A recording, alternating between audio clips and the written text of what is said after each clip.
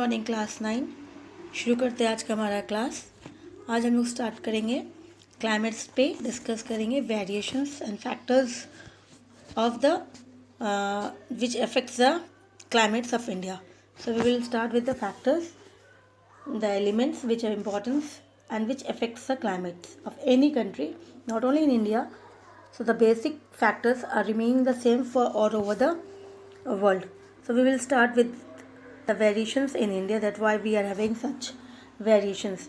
First of all, we will start with the regional climatic changes variations की जो अलग अलग regions के according India having different diverse regions, mountains, plateaus, hills, then deserts, coastal area. So their climatic patterns is also been differ, vary करती है अलग अलग regional wise में. ठीक है, तो these are some visual regional variations. First of all, the temperature is the most important. That in India there is a much variations in the temperature. We will see the temperatures varies in one state to the other states. Her states की temperatures जो होती है vary करती है, एक state से दूसरे states की temperature differ करती है. Even in the same seasons, कि जो seasons हो वो same ही है, फिर भी ये vary होती है. So for example, that in summer season the temperature in Rajasthan deserts that may be reach 50 degrees centigrades, but on the same summer seasons, same day, it will be around 20 degrees centigrade in some part of Jammu and Kashmir. So why it is so? Because of the variations in the regional climate. जो regional है, because Rajasthan it is a desert and Jammu and Kashmir is a mountainous area. For these reasons, the variations in the temperatures arises. The next is on the winter night. So this is the example of summer, and on a winter night, temperature at Dras, that is in Ladakh, may fall to minus 45 degrees centigrades, whereas in Trivandrampuram, that is in the coastal area, one may experience a temperatures around 22 degrees centigrades.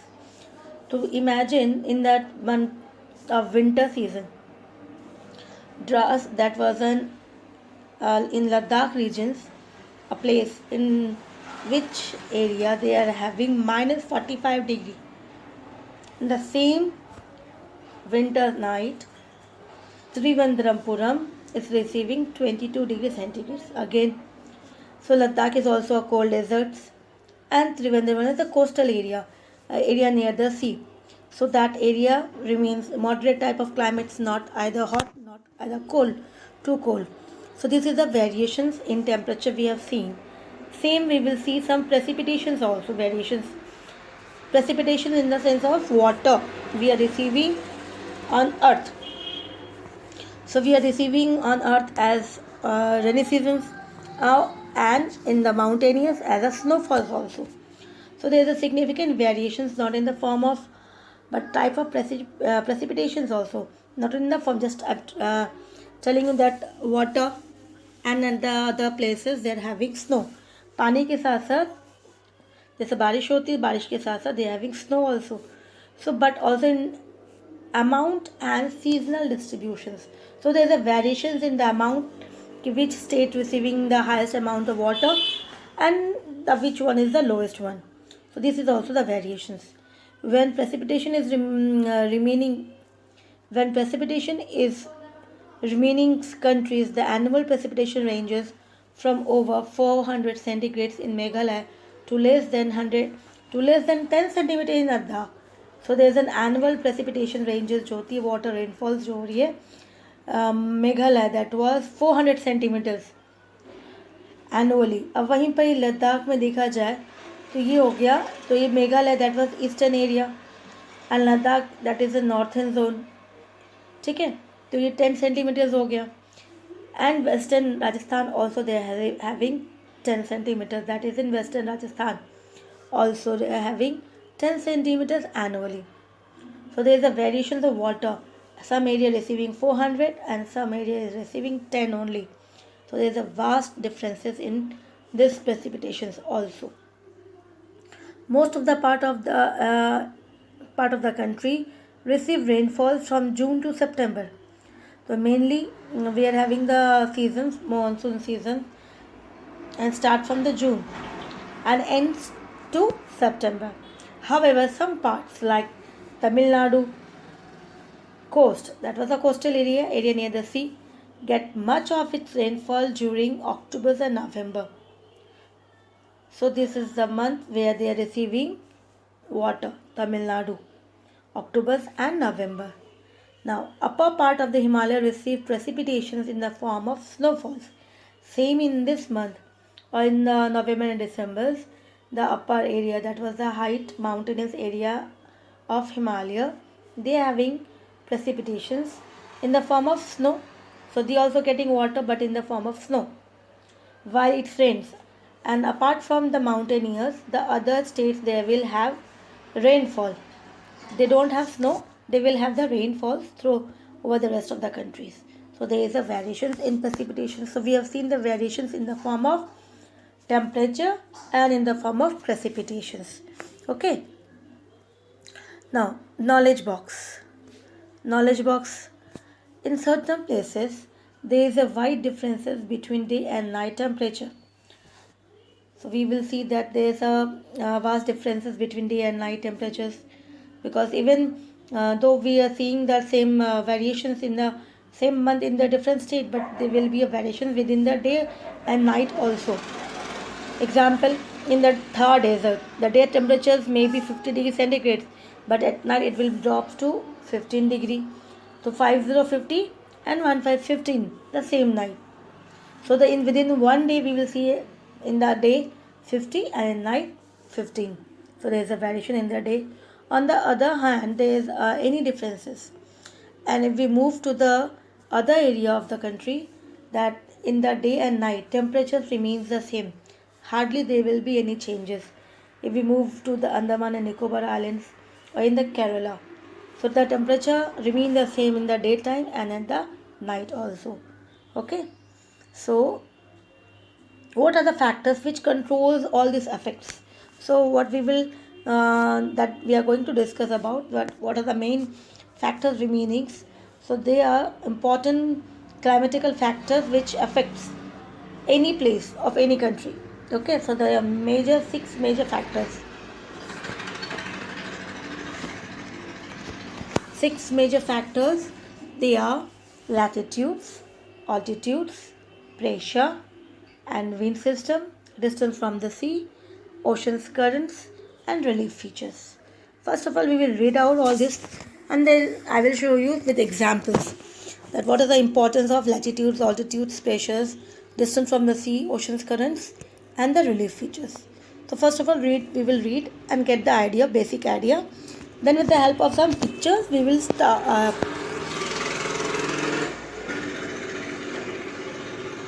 with the help of the pictures and that was map, try to explain you better. Due to Earth's curvaceous, the amount of solar energy received varies according to latitudes. Now, latitudes, you when the lines joins, first of all, let's get the basic again, that what is latitudes and longitudes. Okay, so latitudes, western side and eastern sides. So the line which joins the from west to east, the line which joining the earth moving from west to east is been called as latitudes, and the line which run from north to south joining the north pole and the south pole is called longitude.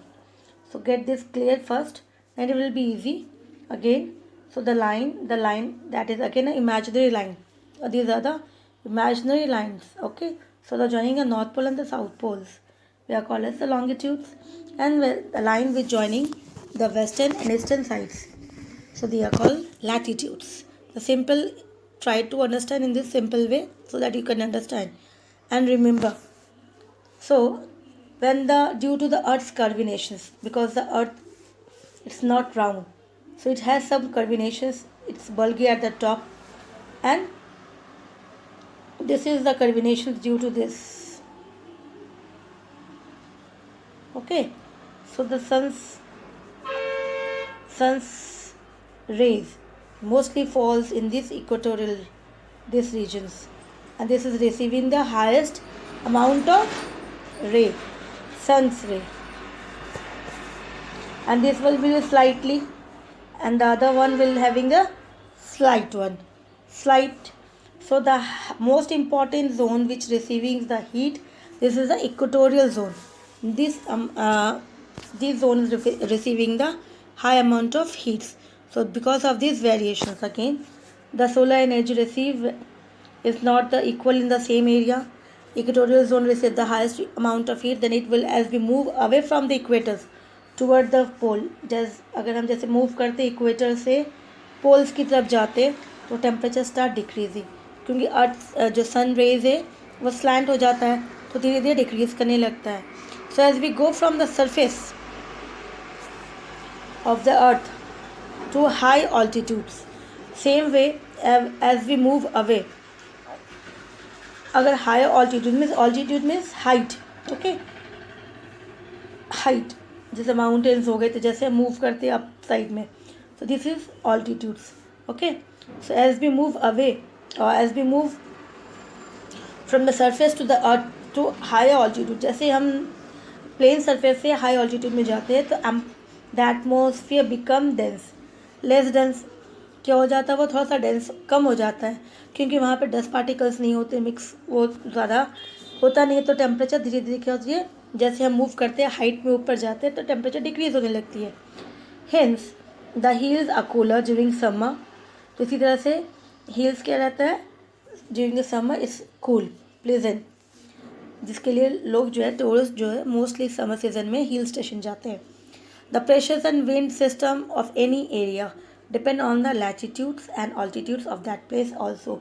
तो जो pressures create होती है, high pressure and low pressure जो होती है, तो इस तरह से प्रेशर्स एंड विंड सिस्टम जो होती है वो डिपेंड होती है उस एरिया का लैटिट्यूड कैसा है और ऑल्टीट्यूड्स कितनी हाइट में है.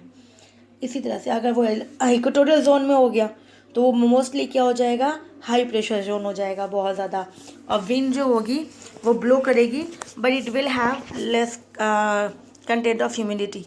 तो इसी तरह से इसकी इफेक्ट होती है. As so the pressures and wind system of any area depend on its latitudes and altitudes, thus it affects the temperature and rainfalls also. तो उस एरिया का जो टेम्परेचर होगा वो अफेक्ट होगा क्योंकि गर्मी ज़्यादा होगी, और रेनफॉल पैटर्न्स वो भी बारिश जो होता है ज़्यादा हीट होगी, इस तरह से मॉइस्चराइजेंस, फिर एवापोरेशंस होंगे. तो इस तरह से वाटर जो होती है रेनफॉल्स, ये ऑल्सो डिफेक्ट उस पर अफेक्ट होती है बहुत ज़्यादा. The sea has a moderate influence on climate. और जो sea है that area जो अभी हमारे जो peninsular area, that was the area near the coastal area में, तो ये जो एरिया है ये तो sea पूरा sea है यहाँ पर, तो ये भी अफेक्ट होता है. the sea has a moderate, क्योंकि इस आसपास के एरिया में जो होंगे जो इसमें एरिया है वो they will having the moderate type of climates, क्योंकि यहाँ पे ज़्यादा गर्मी भी नहीं होगी, ज़्यादा सर्दी भी नहीं होगी. तो as a distance from the sea, क्योंकि जैसे वो क्या है डिस्टेंस फ्रॉम द सी है, जैसे ही हम डिस्टेंस जो है सी के पास है तो वो ज़्यादा अच्छा है, मॉडरेट है. But as we move away from the sea, जैसे ही हम इस डिस्टेंस से आगे बढ़ते हैं और इंटीरियर में जाते हैं, और मतलब अपने इंडिया के इंटीरियर में जाते हैं, इस एरिया से मूव करके आगे बढ़ते हैं, तो धीरे धीरे फिर टेम्परेचर क्या हो जाता है, इंक्रीज़ करने लगता है. इस तरह से उसकी मॉडरेटिटी जो होती है वो डिक्रीज़ होने लगती है और टेम्परेचर जो होता है वो इंक्रीज़ होने लगता है. तो इट्स एक्सट्रीम्स, फिर वहाँ पे ज़्यादा हो जाएगा, वह समर बहुत ज़्यादा एक्सट्रीम होगी और विंटर भी एक्सट्रीम होगी. So this condition is known as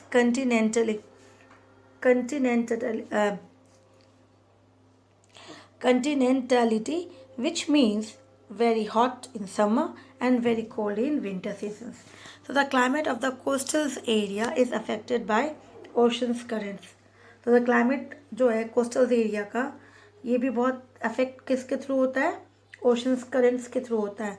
oceans currents with the on शोर विंड्स, जो विंड्स जैसे अपने लैंड ब्रीज पड़ा होगा, सी ब्रीज पड़ा था, तो उसी तरह से वहाँ पर जो करेंट्स है ओशंस की जो है warm air and cold air, हमने स्टार्टिंग में पढ़ा था कि एल नीनो, उस तरह से वार्म ओशंस के अंदर जो करेंट्स होती है warm air and cold air जो करंट्स होती है, तो उस तरह से उसमें भी अफेक्ट होता है, क्योंकि वो जो जाके सी लोकल विंड्स के साथ जब मिक्स होती है तो उसमें उस आसपास के एरिया को अफेक्ट करती है। For example any coastal area जो होती है, कोस्टल एरिया विथ वार्म और cold currents passing over it's, तो उसके पास वार्म है या कोल्ड है। अब उसके पास ओशंस करंट जो वहाँ पे आ रहा है कोल्ड है या वार्म है, तो passing over its and will warm और cold the wind of that which warm और cool if the wind are on शोज़, कि उस ऑन शोज़ बीचेस में, उस एरिया में, कोस्टल एरिया में जो भी विंड होगी, जैसी भी होगी, हॉट होगी तो वो कोल्ड हो जाएगा, कोल्ड होगा तो वो हॉट हो जाएगा।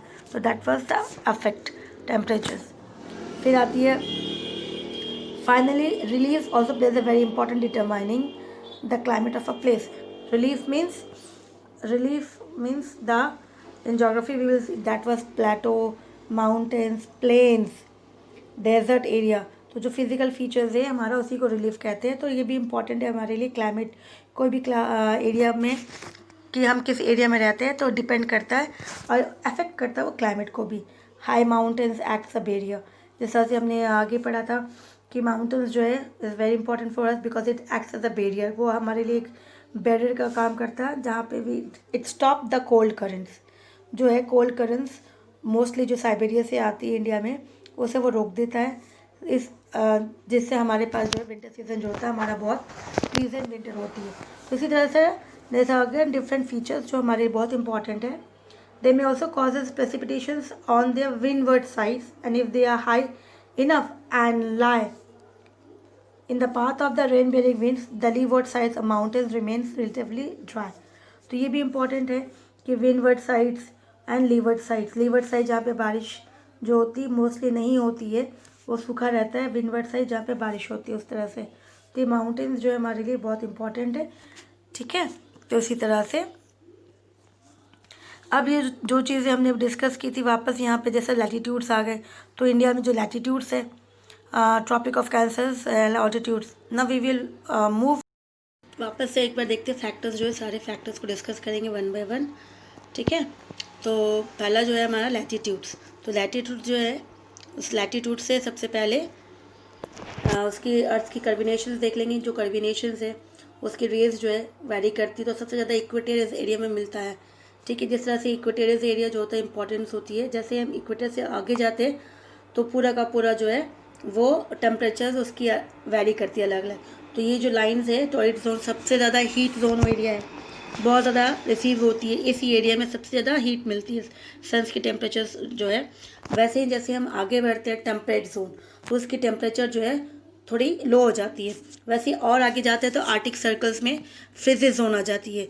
तो इस तरह से जितने सारे फ्रीजिज जोन, आर्टिक सर्कल्स हो गए, एंटार्क्टिक सर्कल्स हो गए, तो इसी तरह से जो टेम्परेचर सबसे ज़्यादा हॉट है वो टॉरिड जोन, मोस्टली इक्वेटोरियल है, tropic of cancers and tropic of Capricorns.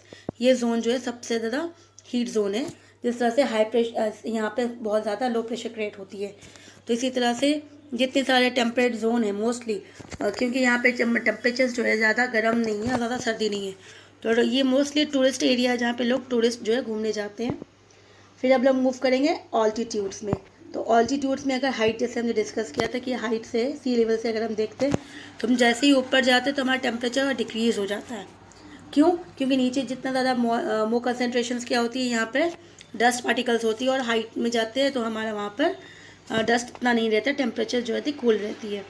फिर आगे आते हैं एयर प्रेशर्स।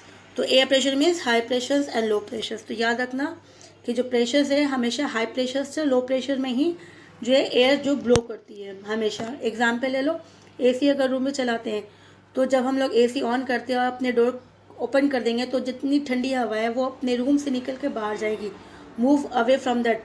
तो इस तरह से समझ में आता है कि जो है ठंडी हवा जो मोस्टली हाई प्रेशर से लो प्रेशर में जाती है। अब यहाँ पे land breeze and sea breeze भी होती है कि सबसे ज़्यादा हीटिंग जो होती है लैंड होती है, और सी जो होता है ठंडा होता है कंपेयर टू। तो सी हो गया हमारा हाई प्रेशर और लैंड हो गया लो प्रेशर। तो हाई प्रेशर से लो प्रेशर में जाती है। फिर अब आता है coastal area distance from the sea. तो सभी एरिया में जो टेम्परेचर है वेस्ट कोस्ट में सबका टेम्परेचर अलग अलग है। चेन्नई है देख लो, भुवनेश्वर है, तो आंध्र प्रदेश है, सबके टेम्परेचर्स। तो जो कोस्टल एरिया है उस कोस्टल एरिया के आसपास टेम्परेचर मॉडरेट रहता है, लेकिन ऐसे ही हम जैसे अवे फ्रॉम द हम मूव करते हैं इक्वेटर मतलब अपने कोस्टल एरिया से, तो हमारा जो टेम्परेचर हो जाता है वो हो जाता है कंटिनेंटलिटी। फिर आता है नेक्स्ट ओशंस करेंट्स। तो ओशंस करेंट्स में अगर हम मूव करते हैं तो यहाँ पर जिस तरह से हमने डिस्कस किया था कि winds, water temperature, salt and gravitational pulls, ये बहुत इंपॉर्टेंट फैक्टर्स है जो उसको ओशंस करंट्स के लिए काम करती है। तो यहाँ पे जो ब्लू लाइन से वो है हमारा कोल्ड करंट, और रेड लाइन से जो है वो वार्म करंट है। तो इसी तरह से warm current and cold current जो है मिक्स होती है। और ये जो लाइन दिख रही है ये मोस्टली कौन सी है, इक्वेटोरियल जोन है, थर्ड जोन एरिया, जहाँ पे सबसे ज़्यादा हीट जोन, तो यहाँ पे high pressure low pressure create किया गया है। अब वो तो ओशंस करंट जो था, ओशंस करंट्स के अकॉर्डिंग भी अगर हम देखते हैं तो यहाँ पे वार्म करंट जो है, तो वार्म करंट्स और विंड, तो ये लोकल विंड जब मिक्स हो जाती है तो उसमें अफेक्ट होता है।